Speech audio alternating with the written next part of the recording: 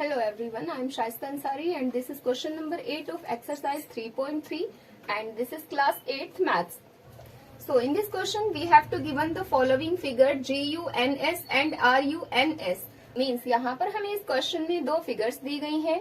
एक का नाम है GUNS एंड एक है RUNS. आर पैरेललोग्राम्स एंड ये दोनों की दोनों फिगर्स पैरेललोग्राम में है. Find x and y, lengths are in centimetre. तो हमें यहाँ पर वैल्यू फाइंड आउट करनी है एक्स एंड वाई की एंड इनकी जो लेंथ्स है वो सेंटीमीटर में आएंगी. तो इसका सॉल्यूशन करना स्टार्ट करते हैं. तो एक पैरेललोग्राम की जो अपोजिट साइड्स होती हैं वो एक दूसरे के इक्वल होती हैं. Like this side is equals to this side and also this side will be equals to this side because these are opposite sides and both of these are also opposite sides to each other. अब यहाँ से ये जो SG की side है वो equal होगी NU के. तो इस चीज को पहले लिख लेते हैं कि SG की जो साइड है वो NU के इक्वल है. अब यहाँ पर SG की वैल्यू दे रखी है 3x.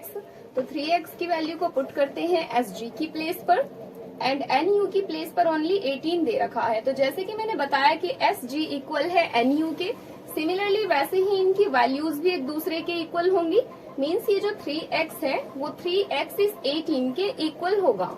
एंड अब ये जो 3x है वो लेफ्ट हैंड साइड में है तो 3x के साथ में यहाँ मल्टीप्लाई हो रहा है एंड इस 3 को हम यहाँ से राइट हैंड साइड में जब रिमूव करेंगे तो ये इधर जाकर के डिवाइड में चेंज हो जाएगा. एंड अब जैसे कि यहाँ पर हम देख सकते हैं कि इस 3 से ये 18 डिवाइड हो सकता है 6 टाइम्स में. So the value of x is 6. So x is equals to 6. x की वैल्यू हमें अब यहाँ पर मिल चुकी है एंड अब हमें फाइंड आउट करनी होगी इस y की वैल्यू. तो y की वैल्यू को फाइंड आउट करने के लिए हमें यहाँ पर देखना होगा कि GU की जो साइड है वो किसके इक्वल है. तो ये साइड इस SN के इक्वल है. तो पहले हमें यहाँ लिखना होगा